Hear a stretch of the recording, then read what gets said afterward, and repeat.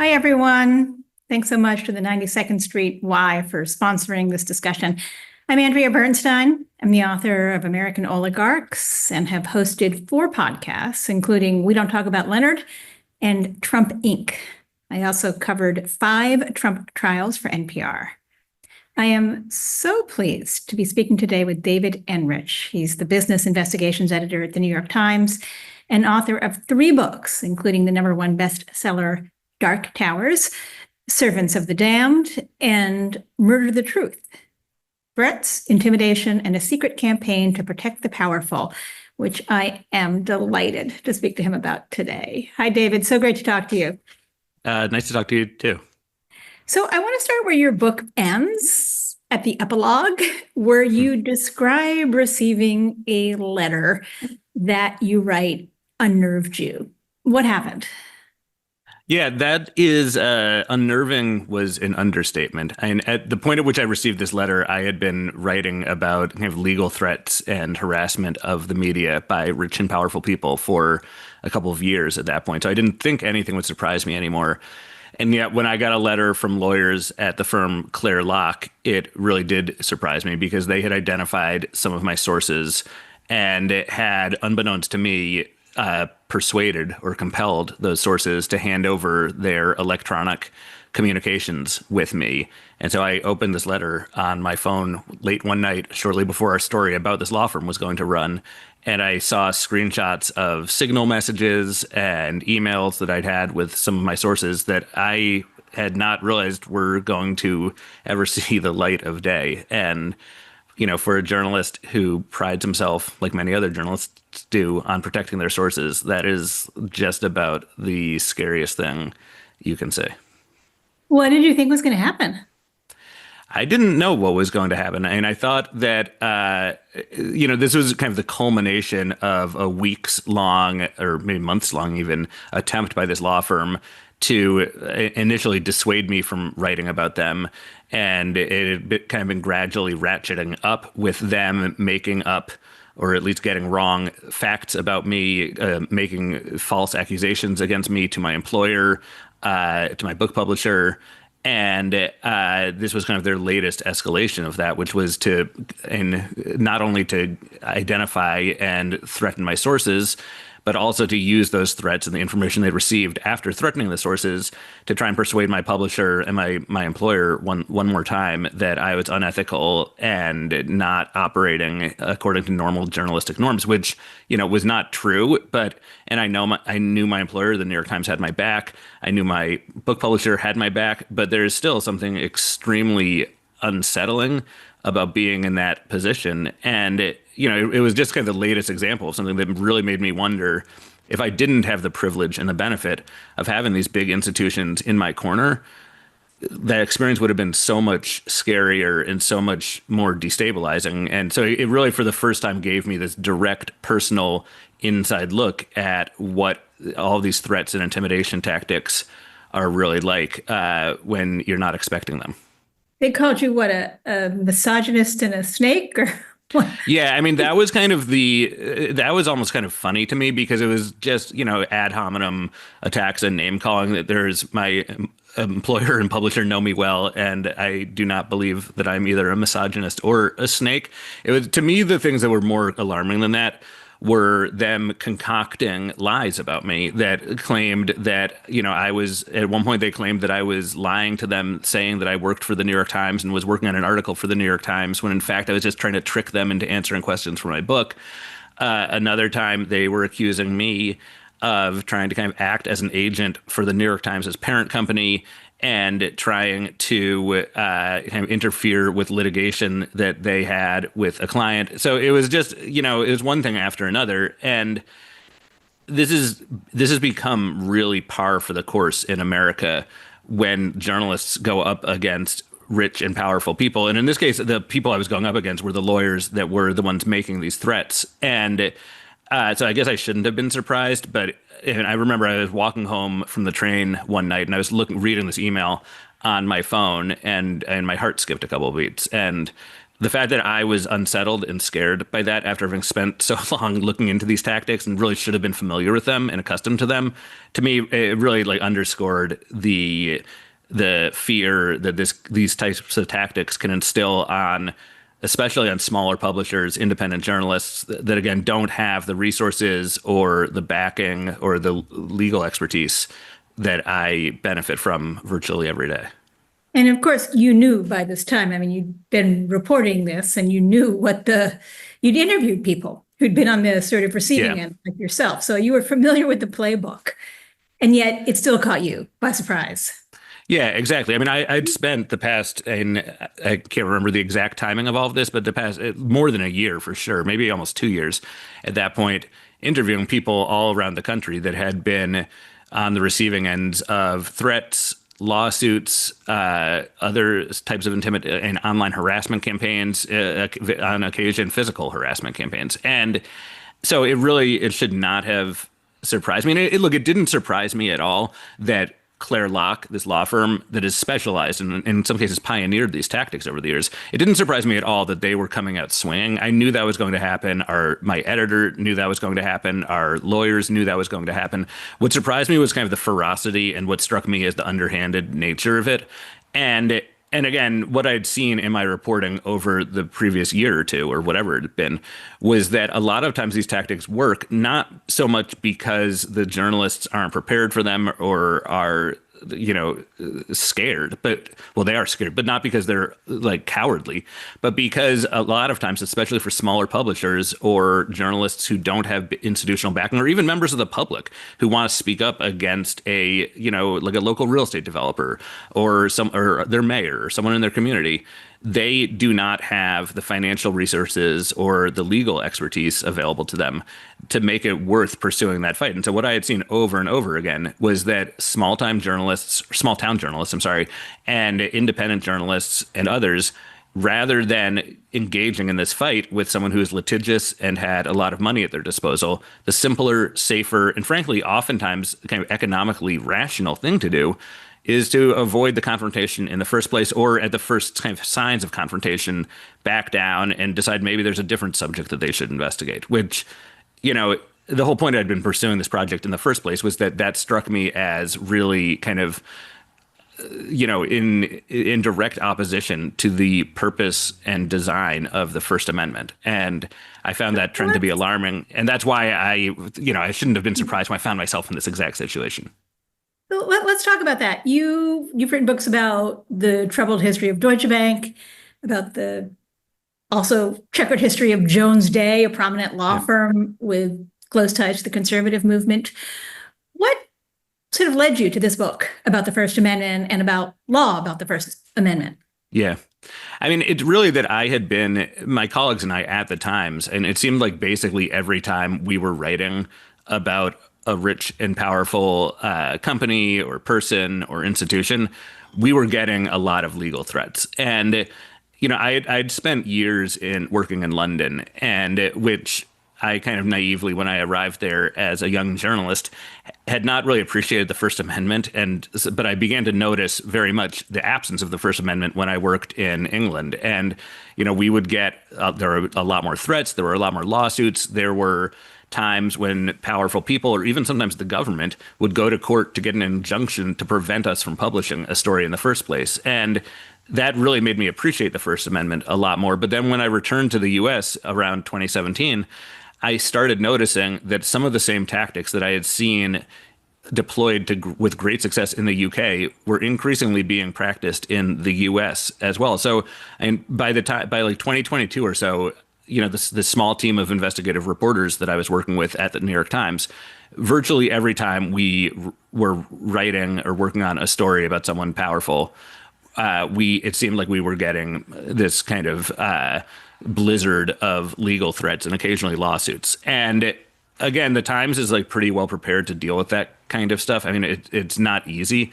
but we have money, we have good lawyers, we have a family that owns us and controls us, that's deeply committed to this type of journalism.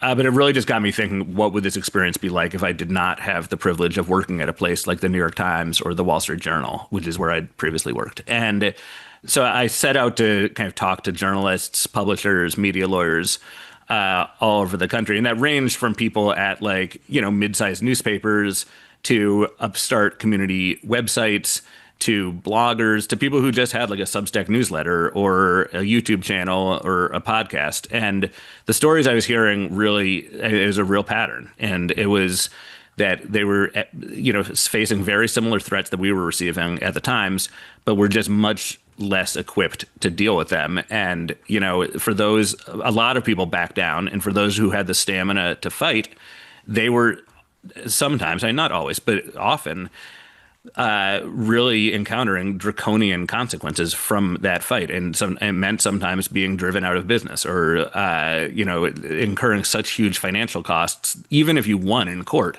the costs would be so high sometimes that it meant that you had to make really painful financial decisions, like, not hiring another reporter or getting rid of a reporter or not expanding. And so I just saw this toll that was taking place all over the country. And there are enough threats right now to local journalism in this country that they don't need this on top of it. And I think so. I was kind of alarmed by that and thought it was something I was not seeing much coverage of. And it felt like a really important story.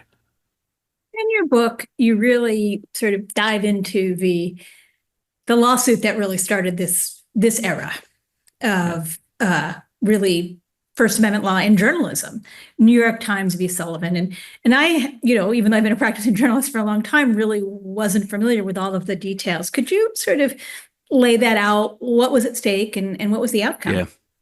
Yeah, it's funny. I think most journalists know the name New York Times versus Sullivan, but very few of us have a detailed appreciation of what it actually means and stands for. And so, it stems from a full-page ad that ran in the New York Times in 1960 that was paid for by supporters of Martin Luther King. And the ad kind of detailed this litany of abuses that Southern officials were perpetrating as they tried to preserve white supremacy in the South. And the gist of the ad was completely right, but some of the details were either wrong or exaggerated. And a Southern official in Birmingham, Alabama, named L.B. Sullivan, filed a lawsuit against the New York Times. Sullivan was not named in the ad, but he was in charge of the Montgomery, Alabama Police Department, which had been criticized in the ad. And so Sullivan sued the New York Times for defamation. It went to trial with an all-white jury in a courtroom presided over by a kind of white supremacist judge. And the jury quickly came back with a verdict against the New York Times and for L.B. Sullivan. And this sent a really powerful message to people like Sullivan, who started filing a lot more lawsuits against national news outlets like the Times, basically as an effort to get them to not write about the civil rights movement. And it worked. Those threats and those lawsuits worked. I mean, the Times, for example, started basically pulling its reporters out of the South or out of Alabama and discouraging them from writing about the civil rights movement and institutional racism. And the Times appealed the decision, and in 1964, it made its way up to the Supreme Court, which issued a unanimous ruling that overturned the Alabama court's decisions. And so it ruled in favor of the New York Times and against Sullivan. And it was not really the outcome of the trial and the verdict that mattered so much as the legal kind of rationale that the Supreme Court used. And they created what's known as the actual malice standard, which means that if you are a public official or a public figure, the only way you can win a defamation case is if you prove not only that your reputation was damaged by someone speaking or writing something that was false, but on top of that, you also need to prove that whoever spoke or wrote that defamatory falsehood did so either knowing that what they were saying was false, so in other words, they were lying, or acted with reckless disregard for the truth of what they were saying. And so this created a really high bar for public figures and public officials like L.B. Sullivan to prevail in these cases. And that high bar was by design. I mean, the Supreme Court, basically, their argument was that in a country where we value free speech and we think that the press and the public their free speech should be a check on powerful people and institutions, it's really important to give them breathing room so that if they make an innocent mistake or an honest error in the course of writing about someone rich and powerful, they are not faced with just this kind of totally destructive litigation. And so the idea was to give breathing room that allowed people to make mistakes, honest mistakes anyway, without being sued into oblivion. And so that standard, the actual malice standard, became and kind of one of the most important protections for not only journalists, but members of the public or anyone else who wants to kind of engage in debate or criticism or investigations of powerful people in this country. So just to break that down a little bit, I mean, one of the things that really interested me about the case was that it was part of a really deliberate strategy by Southern leaders to try to fend off the civil rights movement. And they felt very much that sort of keeping the New York Times out of their business would enable them to not change their laws and policies and ways of working in the world. Yeah, that's exactly right. And this is something that I didn't really I had trouble kind of understanding at first until I dug into it a little bit more. And it occurred, the New York Times at the time of this lawsuit had just a totally minimal subscriber base in the South. I think in Alabama it was something like 400 newspapers were delivered the day that ad ran. And so I was wondering why they cared that much about what the New York Times thought or about what CBS News thought. CBS was also the target of a bunch of these lawsuits later on. And what I learned in doing research on this is that the national news coverage of the civil rights movement in the South was not important, and it didn't necessarily affect the way Southerners thought about the civil rights movement or thought about white supremacy or anything like that.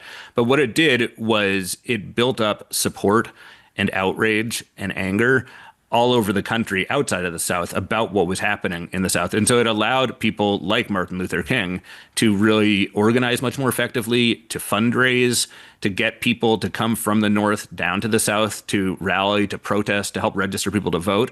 And so the idea that people like L.B. Sullivan had was that if you can make it so financially dangerous as a news organization to write about this stuff, so basically seizing on innocent mistakes, weaponizing those in the legal system to create these huge, overwhelming financial penalties, the rational thing for an outlet like the New York Times, which at the time was not as big and as kind of well-financed as it is today. So the rational thing for them to do, in fact, the only safe thing for them to do, would be to really start pulling punches. And so as part of a very deliberate effort by L.B. Sullivan is the one whose name got attached to this fateful lawsuit, but he was not alone, and there were a lot of them doing this, and it was a very deliberate and kind of well orchestrated campaign. And absent the Supreme Court's decision in New York Times versus Sullivan 4 years later, it would have worked, and that would have had a history in this country would have turned out differently. One of the things that is so fascinating that you trace is that the Supreme Court decision had widespread support across the political spectrum, including among conservatives, which really interests me because, this was sort of an attempt to, as you say, really sort of fend off the effects of the civil rights movement. Why was that? Why were conservatives supporting it early on? Well, they were supporting it until pretty recently. So basically for the entire life of this decision, which is now a little more than 60 years old, up until a decade ago, virtually everyone supported it. And it's because it didn't just protect the rights of the mainstream media to investigate Southern officials. It protected the rights of anyone to write about, to criticize, to investigate anyone else. And so that protection was just as much for people on the right investigating or interrogating people on the left as it was in the opposite direction. And so there were a number of cases, in fact, and as recently as the early 2000s, where conservative groups and writers were researching, investigating, criticizing people that would have been kind of standard bearers on the left and got sued for what they were writing and were saved by New York Times versus Sullivan. And so this is something that had been, and look, that's the whole point of the First Amendment, by the way, right? It is about protecting even unpopular speech, especially unpopular speech. And that is not something that is partisan in nature. And I think it's a mistake for anyone to look at it through kind of a liberal versus conservative lens. It is about the right of Americans to criticize, and speak freely about anyone who holds power in our society or in our country. And that's protects conservatives just as much as liberals. And so I think that there was a really widespread, broad recognition of that phenomenon and how it applied to everyone. And so there was, up until, I mean, as recently as 2010, you could look in Congress, even with very conservative members of Congress, they were vocally supporting New York Times versus Sullivan. And it was really not until a few years later, and maybe you'll get to this in a second, but that consensus really began to crumble. Yeah, we'll get to that in a second. Yeah. Sorry, I got a one little of the excited. things that is notable for reasons that I think we'll also get to is that Clarence Thomas, in his sort of, infamous confirmation hearings, which were obviously overshadowed by law professor Anita Hill coming forward, he actually was asked about this case very specifically. Yeah. And could you describe that scene for us? Yeah, so his confirmation hearings, as you just noted, were basically split in half. There was before Anita Hill and after Anita Hill. And obviously before Anita Hill, no one realized that there would be an Anita Hill. So on what was supposed to be the fifth and final day of his Senate confirmation hearings, Thomas had spent the previous 4 days doing what many Supreme Court nominees of both parties tend to do, which is deflecting questions from senators and kind of not giving straight answers about how they would rule on various precedents and things like that. And on the afternoon of the fifth and final day, Thomas was asked about New York Times versus Sullivan, and he gave what struck me as probably the most candid, straightforward answer about any precedent that he had been asked about during those 5 days of hearings. And what he said was, the Supreme Court in Sullivan was trying to protect Americans' free speech rights to be able to criticize powerful people. And for powerful people, that is really unpleasant. And at this point, he kind of turned around in his chair and looked at his wife, Ginny, who was sitting kind of right behind him and to his left. And he said, Ginny and I were just talking about this and how we've been raked over the coals as reporters are kind of going down to my home in the South and, interviewing my relatives and my friends. They were digging into his professional record at the EEOC. And Thomas said, this is not fun. I do not enjoy this. But even despite that, it is really important to protect exactly these rights. And that's what the Supreme Court was trying to do in Sullivan. And I, Clarence Thomas, think that it is important to protect these First Amendment rights as much as possible. And, this was completely overlooked at the time. I mean, most of the media coverage of those hearings was focused, in the first half of the hearings, at least, on his tenure at the EEOC, on his views about abortion and things like that. But this, that kind of remark at the end of these hearings, really, it would come back to become very significant, I think. Well, because at the time there was broad consensus, right? It was sort of that's right. That's right. Yes, I agree. Apple pie is tasty. Yeah, no, you're totally right. There was not. You're right. It would have been much more notable if he had said anything else.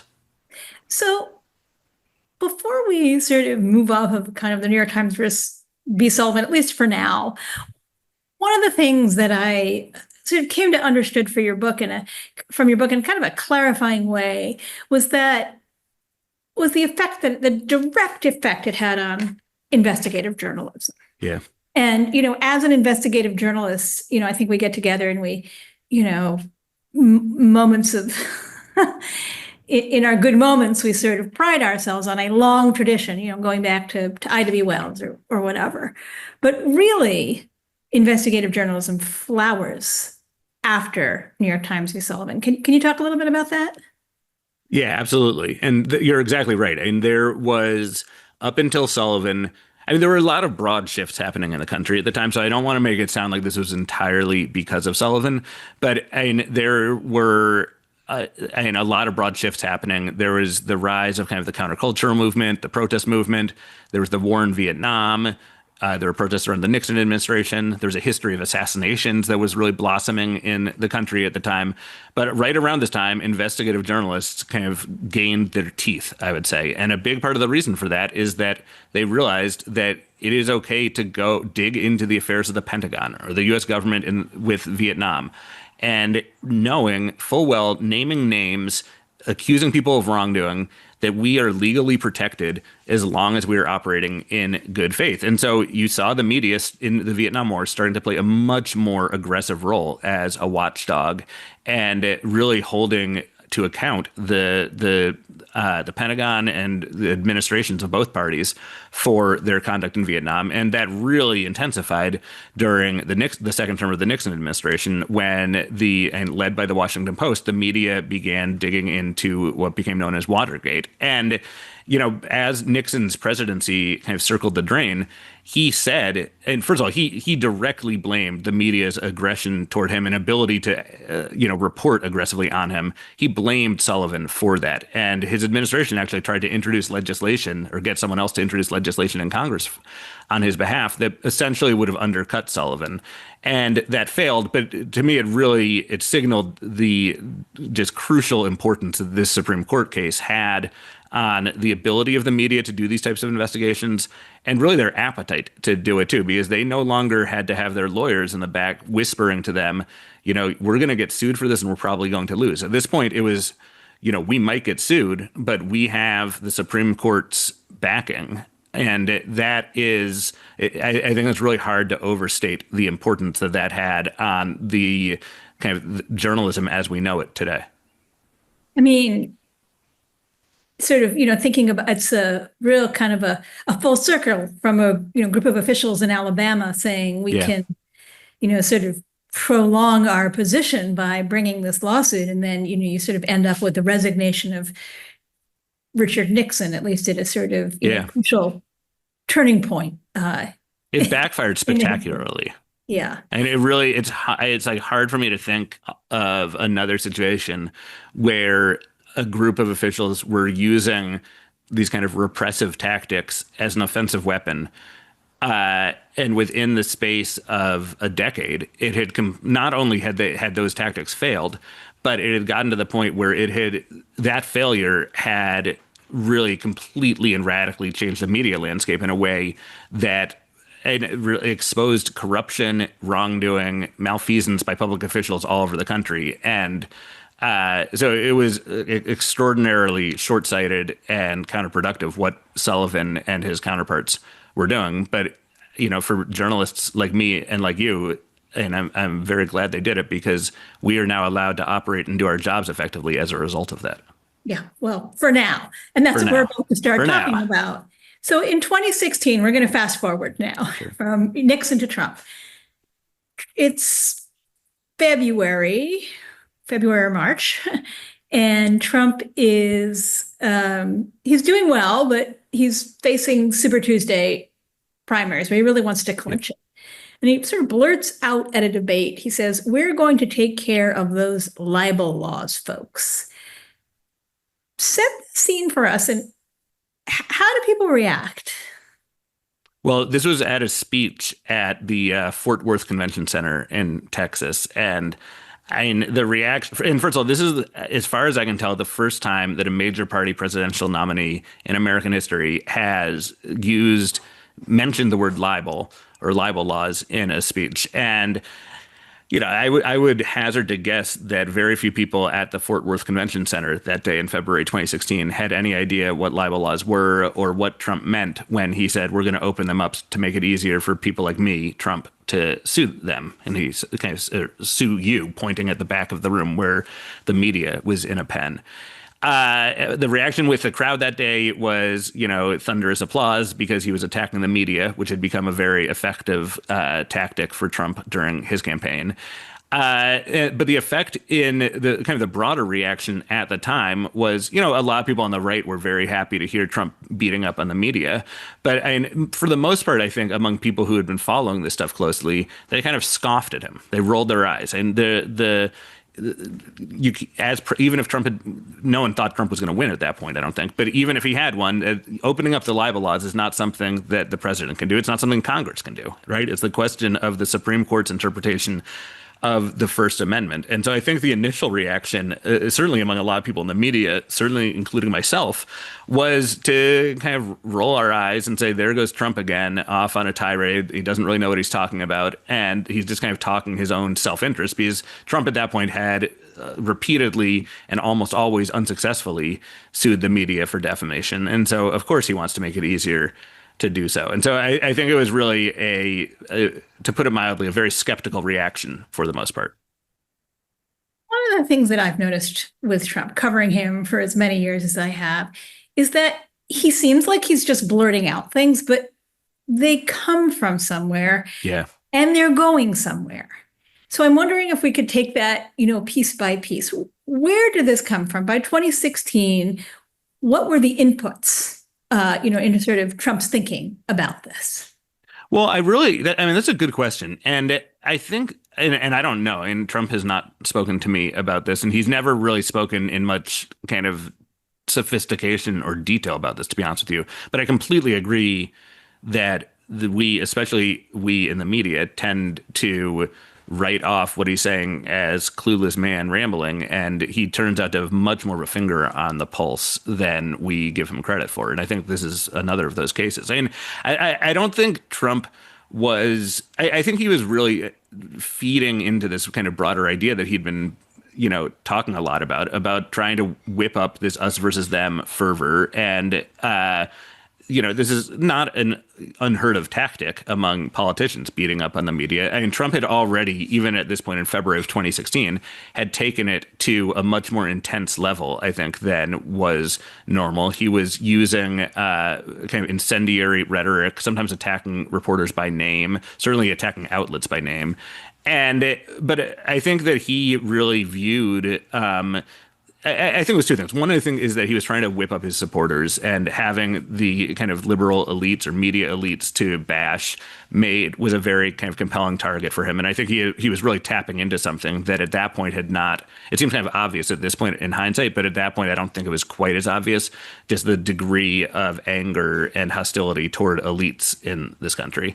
I think that was part of it. But I think another part of it, which would become clearer later on, or at least to me, was that he was building a campaign that from the get-go, from the moment he went down that golden escalator in Trump Tower and announced his campaign, was predicated on lies and distortions and conspiracy theories. And, if that is how you're running your campaign and how you plan to push your agenda if you get elected, having a robust, vigorous, fearless, credible media that is pushing back against your lies and distortions, I mean, that poses a real threat potentially. And so I think one of the things he was doing, and I'm not even sure he was doing this consciously, was that beating up on the media made it much easier for his supporters and maybe for the country at large to be a little bit skeptical of journalists when they wrote investigative pieces about him or his campaign and when they pushed back on him. And so I think that it was kind of I think these things, I don't think he walked onto that stage in Fort Worth necessarily even thinking about this. I think this is something,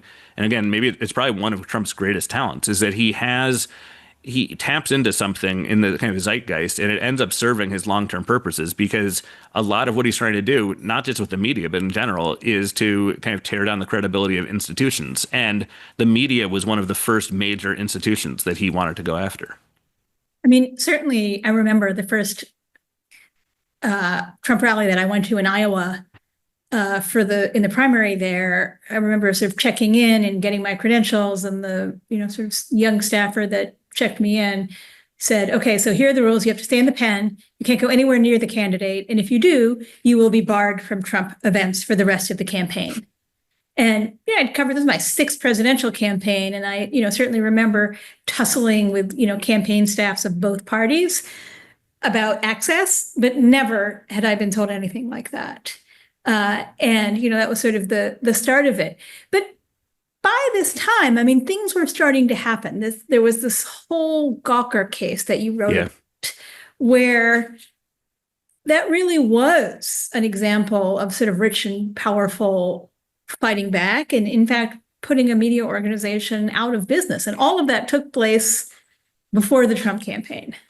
Yeah, it was. I mean, it's all right around the same time. I mean, the Gawker trial, at the time Trump made those remarks in Fort Worth, the Gawker trial was about to get underway in Florida, and it was give or take a month later that this jury came back with the verdict in which, and I don't know if we need to explain that case at all. But in essence, it was the culmination of a years-long secret campaign by the Silicon Valley billionaire Peter Thiel to destroy Gawker because he didn't like the way they were covering him, his companies, and Silicon Valley broadly. And so the jury in this case that involved Hulk Hogan, who had become kind of a vehicle for Peter Thiel to achieve his ambitions, it came back against Gawker for Hulk Hogan, and very quickly it became clear that that was going to be the end of Gawker. And so here you have this roadmap in which a billionaire who has obviously money, but also some patience and a lot of smart people plotting on his behalf. Here's a roadmap to literally destroy a news outlet when you don't like their coverage. And there's this interesting moment where Trump, who, of course, is known and been friends with Hulk Hogan for many years, he, right around the time that the jury came back with the verdict in the Gawker case, he happened to go to the Washington Post for an editorial board meeting. And the editorial board asked him to kind of elaborate on what he had said about opening up libel laws down in Fort Worth, Texas, a few weeks earlier. And Trump didn't really engage on that, despite many attempts by the Post journalists to get him to explain what he meant. Instead, what he did is he kind of marveled at the Gawker verdict. And he was, and you can read the transcript today, and it is just, you can see how, and he's speaking kind of with some combination of like awe and envy, I think, that to see the success with which his old buddy Hulk Hogan has completely kneecapped a news organization that, Gawker was controversial and a lot of people didn't like it. But there's still, at the end of the day, no question that what had happened was that some powerful people had gotten together and decided to kill a news outlet. And Trump just marvels at that. And I think that was the moment where it became very clear to him, and probably a great many other people as well, that not only was this an effective campaign tactic, but this really had the potential to kind of change the balance of power and make it a lot harder for news outlets and for journalists to hold rich and powerful people to account. If you can, through legal means and threats and intimidation, potentially bankrupt organizations. So this is something that was very much in the zeitgeist when Trump was making his talk. I mean, I don't know if Trump had ever discussed it with Peter Thiel, or, Peter Thiel is now a supporter of Trump. I'm not sure if he was then.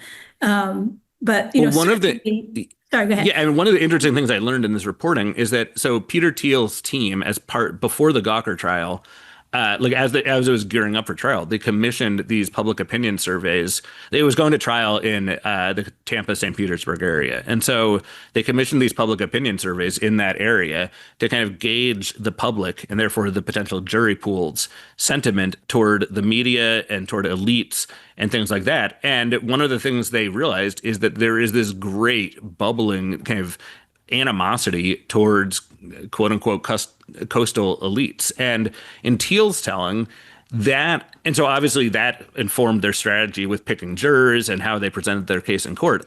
But in Thiel's telling, those opinion surveys also informed his own thinking about the American electorate at the time. And that was a big reason, again, in his telling, that he decided to go big and support Trump. And Thiel, this is a few months after the Gawker verdict, over the summer of 2016, Thiel ends up contributing a bunch of money to the Trump campaign and to the Republican Party that was working on Trump's behalf at that point, and also goes public with his support for Trump and speaks at the Republican convention that year.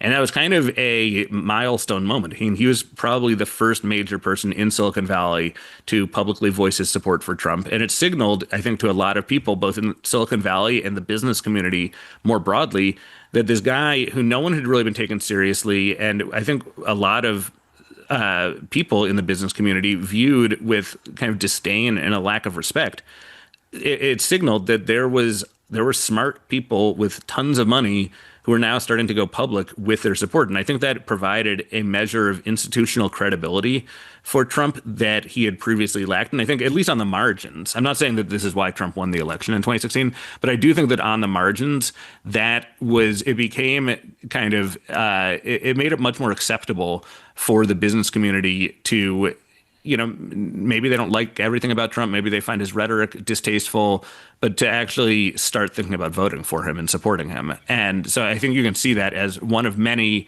kind of turning points that ended up benefiting Trump tremendously. So You talk about how you trace how conservatives like Clarence Thomas, who just sort of, as mentioned, gave this sort of full-throated and, to your eye, really sincere defense Yeah. of New York Times v. Sullivan. He begins to change. When and how and why? Yeah.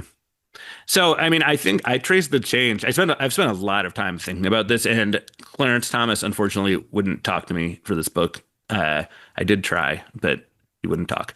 I just have to kind of base this on what I've been able to glean from other sources and from what he said in public. But I think he actually started to change his view about this almost instantly. So, and he made this remark of supporting Sullivan on the final day of his first confirmation hearings, and then within a few days, Anita Hill had gone public with her allegations about him, and there was another round of hearings. And Thomas was, and I say this without suggesting that people should have sympathy for Thomas, because he, by most accounts, was the aggressor in the situation and was behaving very badly. But Thomas was dragged in his view, and was dragged through this excruciating process that pushed him, I think, very close to a kind of mental health collapse. And I mentioned, I go through this in the book, but he was at one point like curled up in the fetal position on the floor, bawling like a baby.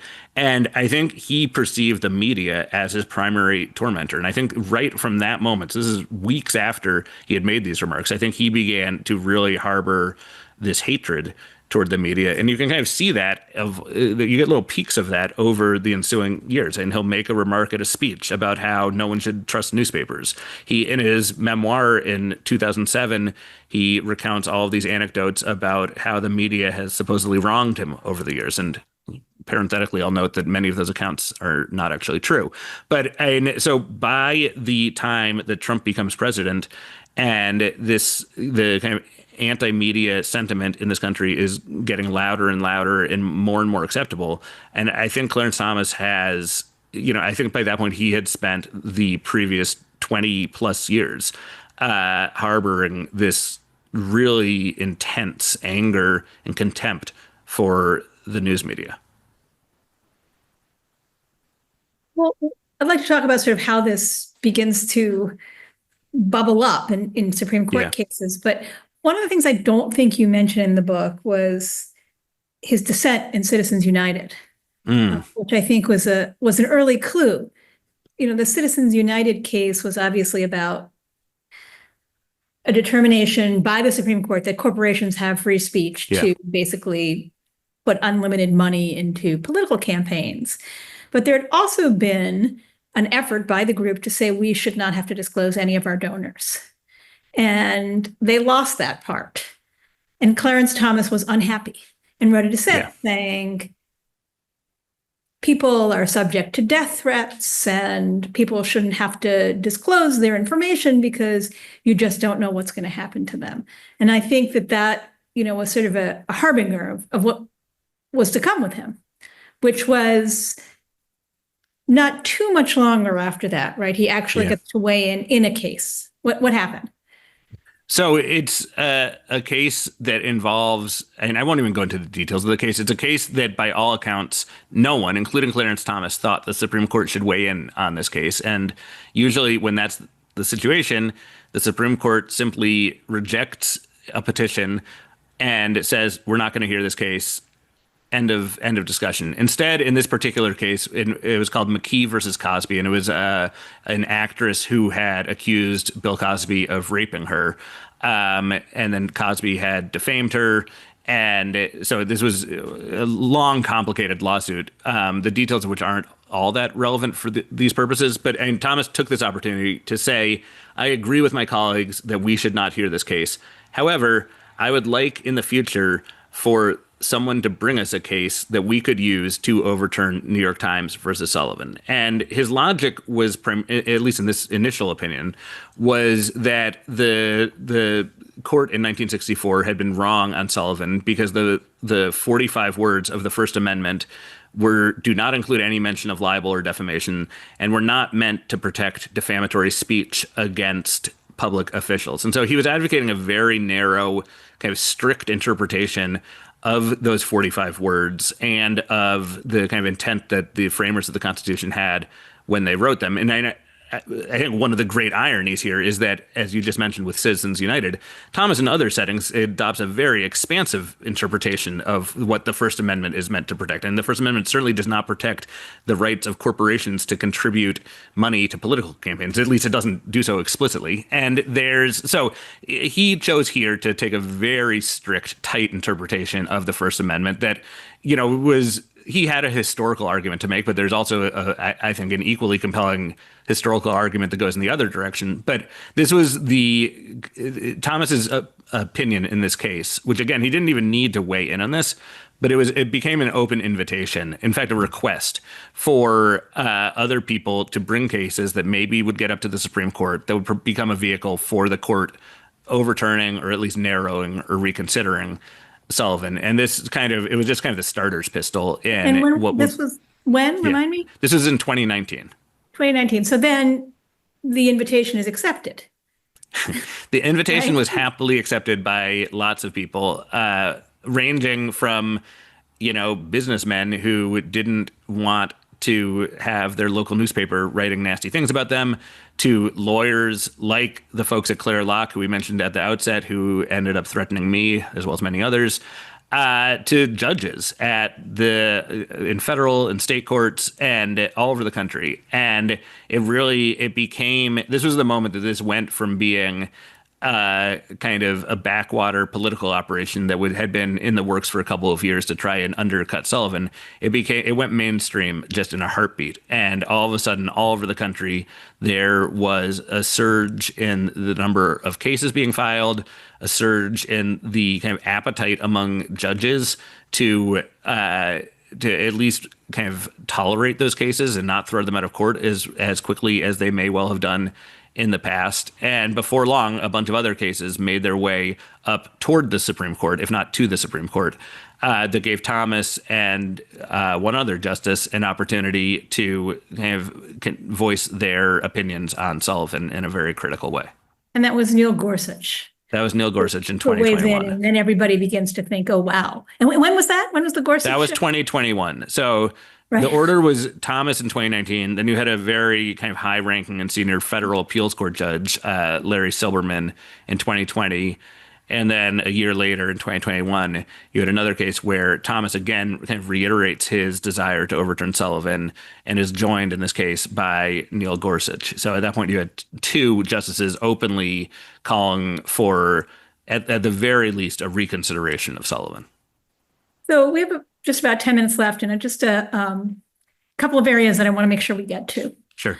So the first one is, all this is happening around the time that allies of Trump and many in the conservative movement are getting in a legal fight to prevent the government from controlling mis and disinformation.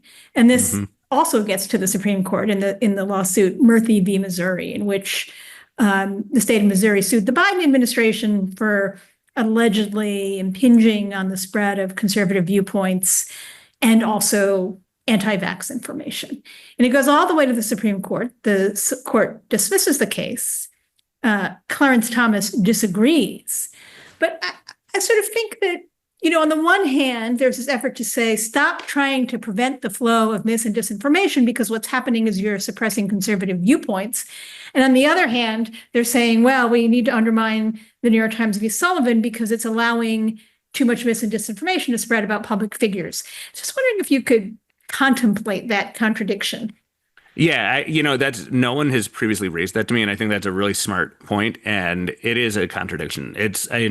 There is a lot of hypocrisy on these topics, frankly, and I think this is another example of it. And it's become very clear to me, and I'm probably like a late arrival to this conclusion because I'm not a Supreme Court reporter, but Thomas and some of the other justices are very happy to pick and choose cases and sides on topics that are not this is, judges are supposed to be applying the law and the Constitution neutrally and impartially, not based on outcomes that suit their ideologies. And Thomas, and we've seen this again and again, just on free speech cases, much less anything else, he's not doing that. He clearly, and maybe understandably, maybe not, hates the media and wants to make it weaken the media, make it less credible, hurt it. And that, I think, has really informed a lot of his thinking here. And in some of his later, and his initial opinion in the Cosby case about Sullivan was really, it was grounded in the kind of intent of the framers 250 years ago.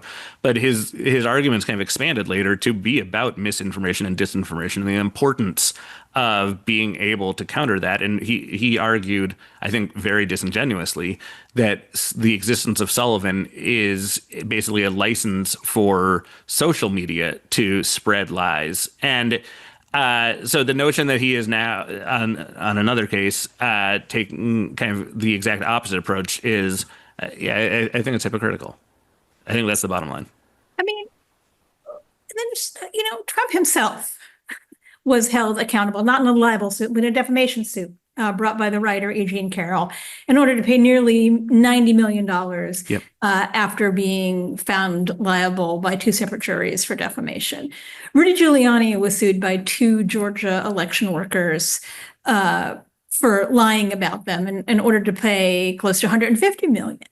And I'm wondering how these kinds of cases exist in tension, if at all, with the efforts to repeal New York Times v. Sullivan.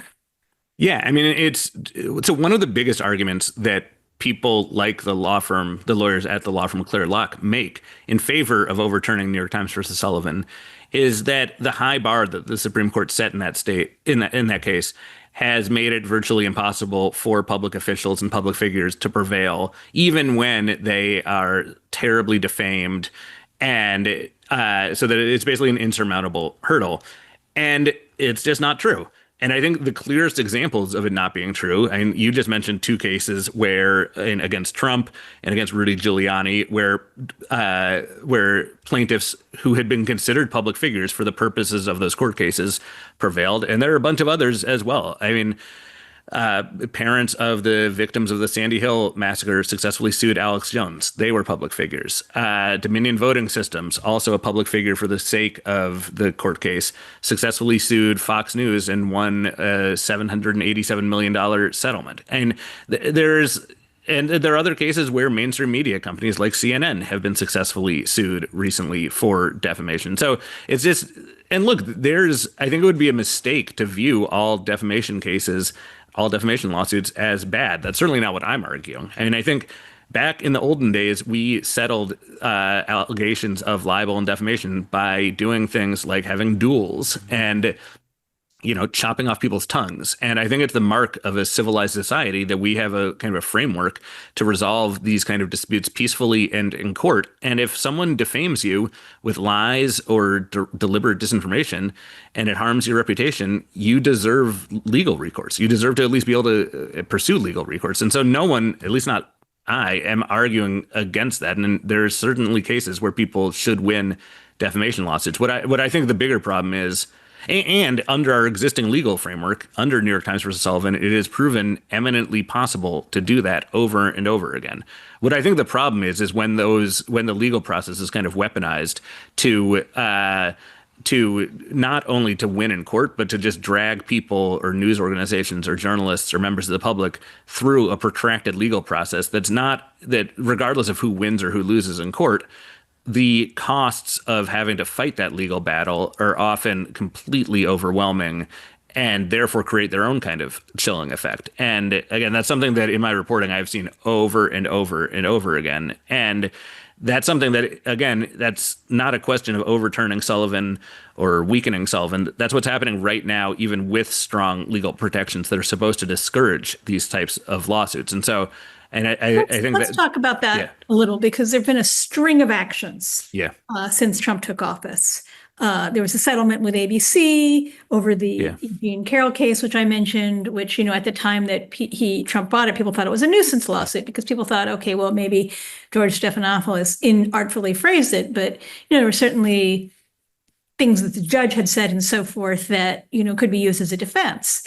There was a lawsuit with Meta. There's this threatened legal action against CBS for the way it edited an interview with Kamala Harris, which may or may not have something to do with the exit of the executive producer of 60 Minutes. So there's all of these legal actions now, even without New York Times v. Sullivan, where news organizations, big ones with a lot of resources, are saying, we're not going to fight. And I'm sort of wondering how you see that layering into this sort of broader aim of changing the law on libel by media organizations. Yeah, I mean, I think there's two things going on here, right? One is that people are trying to make it easier to sue news organizations.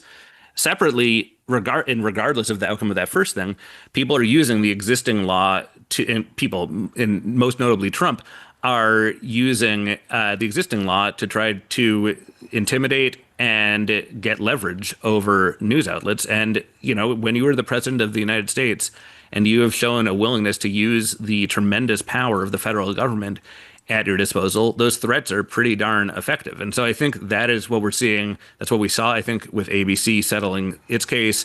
I think CBS, and that's not a defamation case, it's a different legal argument, but it's the same exact pattern, which is that it's a garbage legal argument that most, at least in the eyes of most legal observers, and yet it is proving effective because the Trump administration has power over a merger that CBS's parent company is trying to pursue and needs federal approval for. And so, I mean, I think this is increasingly becoming a model that Trump and his allies are using, which is to file lawsuits that might not have much chance of winning in court ultimately, but the act of filing the lawsuits not only subjects the defendant to potentially years of very expensive legal battling before trial, but also basically gives leverage to get for Trump to be able to say, look, you're going to need to pay me a bunch of money to make this lawsuit go away, or my administration has the potential to really hold your feet to the fire in a bunch of other ways. And that really flies in the face of not just the First Amendment, but in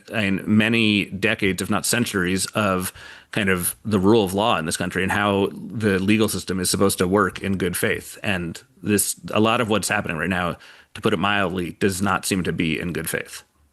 You end your book with the sort of fate of New York Times v. Sullivan kind of legally up in the air, which is still where it is now. But where do you see it going? I don't know is the short answer. And I'm really bad at making these predictions. And I think I would be surprised if in the short term, New York Times versus Sullivan gets overturned. I think a more likely scenario is that it gets narrowed or kind of chipped away at. And one of the most obvious ways that could happen is kind of narrowing the circle of people that have to meet the higher standard of the actual malice standard. And so maybe, that means that like your run-of-the-mill local billionaire or a company that operates in your town or a business in your town no longer has to prove actual malice. Maybe now to win a libel suit, they have a slightly lower bar to create. And, that sounds technical and maybe not that important. But I think the truth is that, since Sullivan became the law of the land 60 years ago, a lot of power today is wielded not by governments at the federal, state, or national level. It's wielded by really rich people and companies that have tremendous amounts of power and influence over our lives in a great many ways. And so I think one result of a weakening of Sullivan could be that it's much harder for journalists and members of the public to criticize those institutions and individuals who aren't in government but still have enormous power and sway in our society. David Enrich, author of Murder, the Truth, Threats, Intimidation, and a Secret Campaign to Protect the Powerful. It really has been great talking to you. Thank you so much. Thank you so much.